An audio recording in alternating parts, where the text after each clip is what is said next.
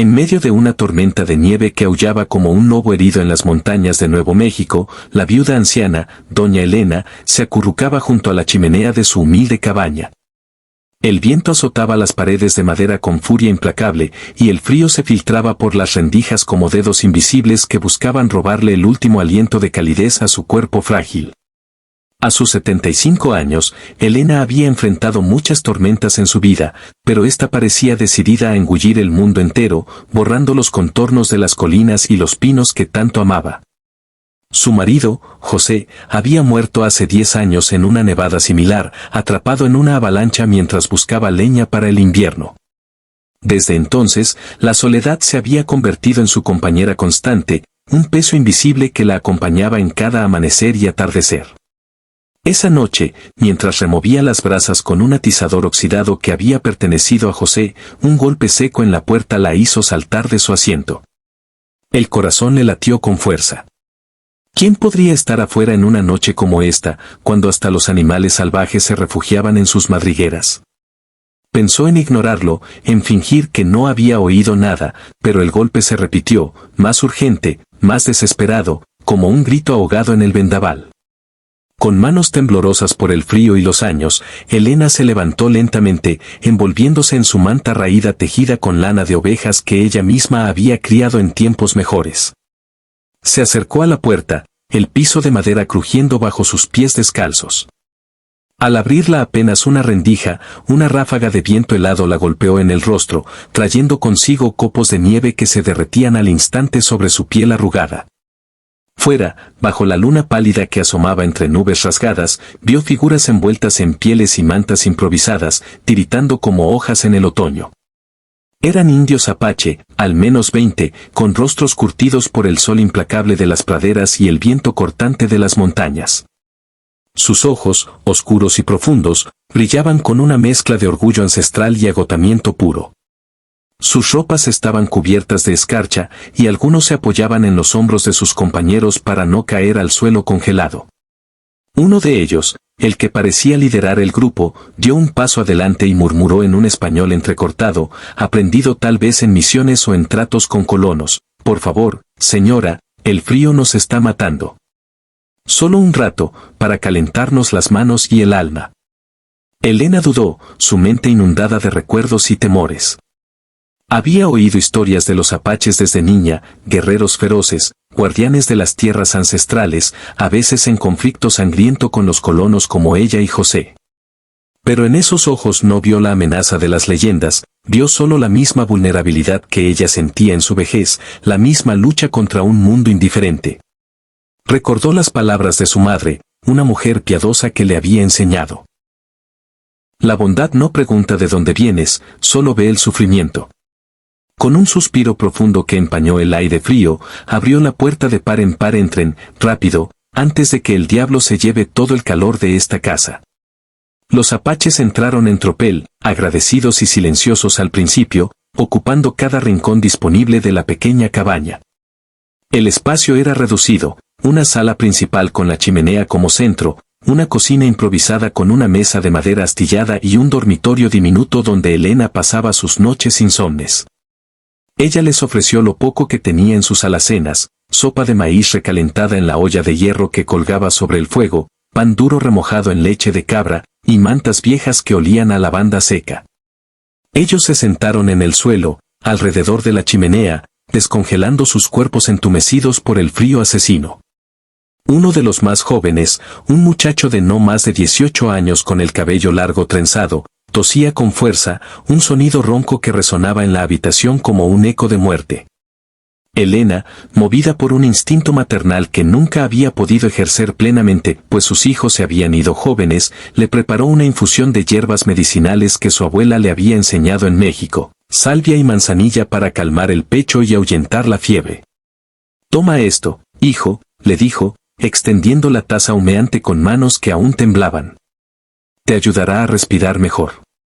El muchacho la miró con gratitud, sus ojos brillando como estrellas en la penumbra. El líder del grupo, un hombre de mediana edad con cicatrices en las mejillas que hablaban de batallas pasadas y pérdidas irreparables, se presentó como Takoda, que en su lengua significaba amigo de todos.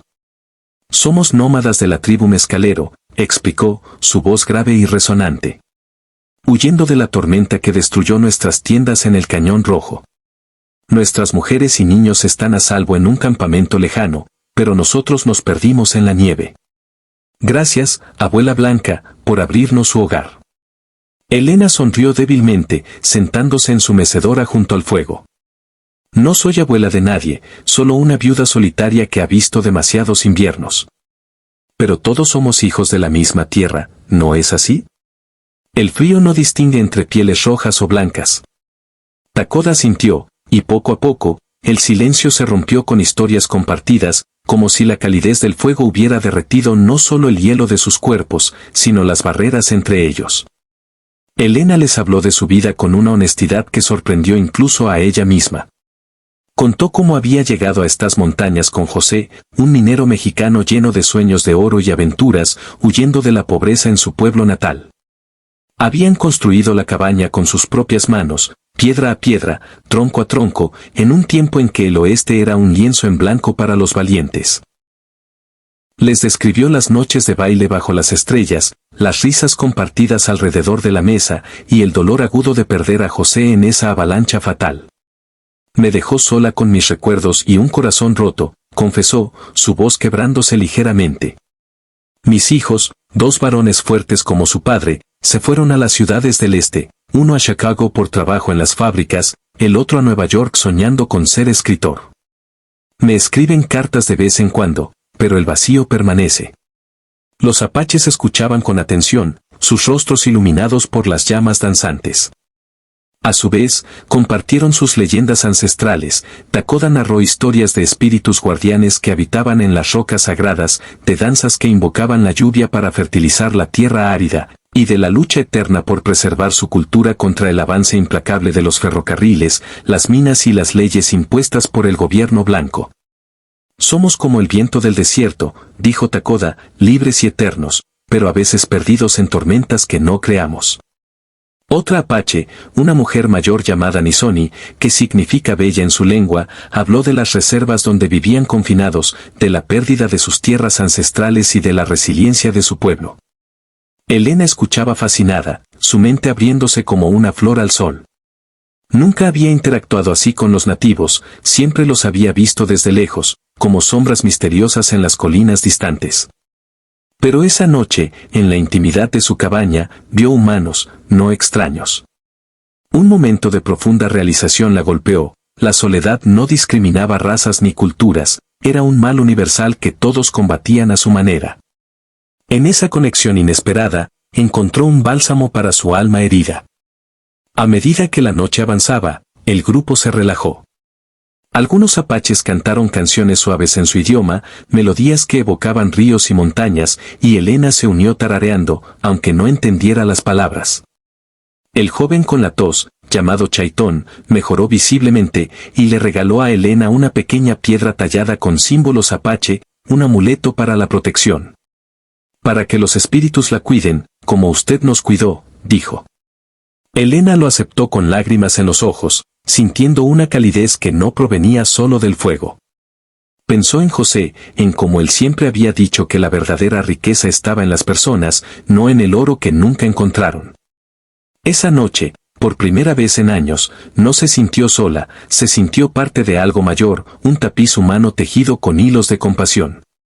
Al amanecer, la tormenta había amainado por fin, dejando un manto de nieve virgen que brillaba bajo el sol naciente como un diamante esparcido por la tierra. Elena se despertó con el aroma de café fresco y pan horneado. Los apaches habían usado sus escasas provisiones para preparar un desayuno simple pero generoso, como forma de retribuir. Debemos irnos ahora, anunció Takoda, poniéndose de pie con dignidad. Nuestra tribu nos espera, pero su bondad no se olvida en nuestros corazones. Uno por uno, los 20 apaches le estrecharon la mano o le dieron un abrazo ligero, un gesto inusual en su cultura pero sincero en ese momento. Chaitón le colocó en la mano una pluma de águila, símbolo de coraje y libertad. Para que vuele alto, abuela, murmuró. Elena los vio partir, siluetas oscuras contra la nieve blanca, desapareciendo lentamente en el bosque de pinos. Se quedó en la puerta un rato, sintiendo el aire fresco en su rostro, y por primera vez en mucho tiempo, sonrió con el corazón lleno. Limpió la cabaña con energía renovada, guardando los regalos en un lugar especial junto a la foto de José. Pero mientras barría el suelo, un rumor distante la alertó, el sonido de cascos golpeando la nieve, voces multiplicadas, un murmullo que crecía como una ola. Miró por la ventana y su corazón se detuvo. Una multitud se acercaba por el valle, cientos, tal vez 1000 apaches, a caballo y a pie, convergiendo hacia su cabaña como un río humano desbordado. El pánico la invadió como una segunda tormenta. ¿Qué había hecho? Los 20 habían sido exploradores enviados para probarla, ¿y ahora venía la tribu entera por venganza? Recordó las viejas historias de raids apache, de cabelleras tomadas y casas quemadas, y se arrodilló junto a la chimenea, rezando en silencio con las manos entrelazadas. José, protégeme. Madre de Dios, ten piedad. La multitud se detuvo a unos metros de la cabaña, formando un semicírculo respetuoso que rodeaba su hogar como un abrazo colectivo. Takoda emergió al frente, montado en un caballo pintado, junto a un anciano con plumas blancas en el cabello, claramente un jefe tribal de gran autoridad. Elena abrió la puerta con piernas temblorosas, esperando lo peor, su voz apenas un susurro, ¿qué desean? Pero en lugar de armas desenvainadas, vio rostros sonrientes, manos extendidas cargadas de ofrendas, pieles de bisonte, sacos de maíz seco, collares de turquesa y plata, cestas tejidas con diseños intrincados. El jefe, llamado Jerónimo el Viejo, un descendiente lejano del legendario guerrero que había desafiado al ejército estadounidense, desmontó con lentitud y se acercó a ella. Su voz era profunda, como el trueno lejano. Anoche, usted salvó a 20 de nuestros hermanos del frío mortal. En nuestra cultura apache, un acto de bondad se multiplica como las estrellas en el cielo nocturno. Hemos venido de todos los clanes cercanos, de las reservas y los campamentos ocultos, para honrarla. Usted nos vio como personas, no como enemigos. Eso es el verdadero poder del espíritu humano, el que une a los pueblos divididos por el hombre blanco. Las lágrimas rodaron por las mejillas arrugadas de Elena, calientes contra su piel fría. No era miedo, sino una oleada de emoción pura que la sacudió hasta el alma. Recordó su propia vida de pérdidas. La muerte de José en la mina, el abandono de sus hijos por un futuro que ella no podía darles, la soledad que la había endurecido como la corteza de un árbol antiguo. Pero en ese momento, frente a 1000 almas que la miraban con gratitud y respeto, se dio cuenta de que la bondad no era un acto aislado, era una cadena invisible que unía corazones rotos a través de distancias imposibles. Takoda le explicó con detalle cómo la noticia se había extendido como el viento apache, los 20 habían cabalgado toda la noche, enviando mensajeros a caballo a cada rincón de las tierras mezcalero. Palomas mensajeras con notas atadas a las patas, señales de humo en las colinas, tambores lejanos que resonaban en la noche, todo convergió para convocar a la tribu. No para atacar, sino para celebrar y retribuir. Usted nos dio refugio cuando el mundo nos rechazaba, dijo Takoda. Ahora, nosotros le damos una familia. El clímax emocional llegó cuando el jefe Jerónimo el Viejo la invitó a unirse a su círculo sagrado. Encendieron una fogata improvisada en la nieve, y los apaches formaron un anillo alrededor de Elena. Comenzaron una danza simple pero poderosa, pisando la nieve con ritmos ancestrales, cantando himnos en su lengua que hablaban de gratitud y armonía.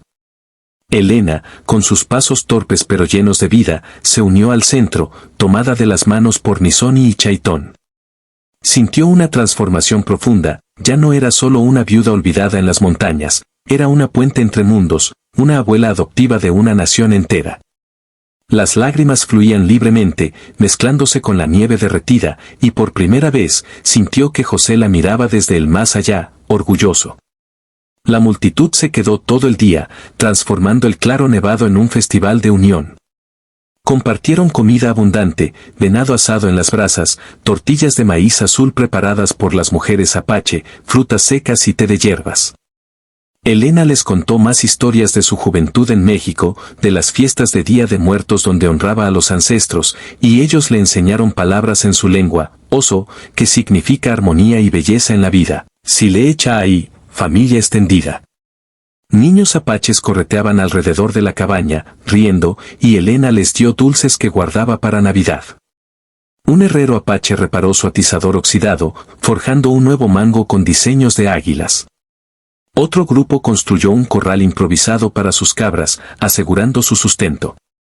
Al atardecer, cuando el sol poniente teñía la nieve de oro y rojo, como una pintura divina, los apaches comenzaron a partir en grupos. Dejaron atrás provisiones para todo el invierno, sacos de harina, carne ahumada, mantas tejidas a mano, y una guardia rotativa de guerreros que prometieron proteger la cabaña de cualquier amenaza, ya fueran lobos o bandidos. Elena se sentó en su porche, exhausta pero radiante, sosteniendo la pluma de águila en una mano y el amuleto de Chaitón en la otra. El cielo se llenaba de estrellas, y en su corazón sentía una paz que no había conocido desde la muerte de José. La lección era clara y profunda: en un mundo dividido por fronteras, lenguas y miedos ancestrales, un simple acto de compasión podía unir a miles, derretir el hielo de los prejuicios y encender el fuego de la humanidad compartida. La bondad no conocía límites, era el viento que llevaba semillas de esperanza a tierras áridas. Días después, la noticia se extendió más allá de las montañas. Jinetes llevaron el relato a pueblos cercanos, donde colonos blancos y mexicanos escuchaban boquiabiertos. Periódicos locales publicaron titulares: Viuda salva a apaches y une tribus. Sus hijos, alertados por las cartas de vecinos, regresaron avergonzados. El mayor, Miguel, llegó desde Chicago con su esposa e hijos; el menor, Luis, desde Nueva York con manuscritos bajo el brazo. Juntos reconstruyeron la cabaña, ampliándola con habitaciones para visitas, y Elena cocinó para ellos como en los viejos tiempos. Pero lo más profundo fue el cambio en ella: ya no se sentía sola. Cada vez que veía un águila surcar el cielo azul, recordaba esa noche fatídica. Y en las noches frías, cuando el viento aullaba de nuevo, sonreía, sabiendo que la humanidad prevalecía sobre cualquier tormenta. Años más tarde, en su lecho de muerte rodeada de nietos mestizos, hijos de sus hijos y de visitas apaches, Elena susurró con voz débil pero firme: recuerden, la verdadera riqueza no está en el oro de las minas ni en las ciudades lejanas, sino en los corazones que tocamos con bondad. Su legado perduró eternamente. La cabaña se convirtió en un lugar sagrado de encuentro entre culturas, un santuario donde apaches y colonos se reunían anualmente para danzar y compartir. Se erigió una placa en la puerta: aquí nació la armonía. En un país como Estados Unidos, forjado en la diversidad y las luchas, historias como la de Elena recordaban que la esperanza nacía de la empatía desinteresada. Y así, en las montañas eternas de Nuevo México, el eco de 1000 apaches seguía resonando a través del tiempo, un testimonio inspirador y eterno de que un acto de selflessness podía mover montañas de hielo, unir pueblos divididos y transformar una viuda solitaria en una leyenda de amor universal. La nieve caía de nuevo, pero esta vez traía promesas de primavera.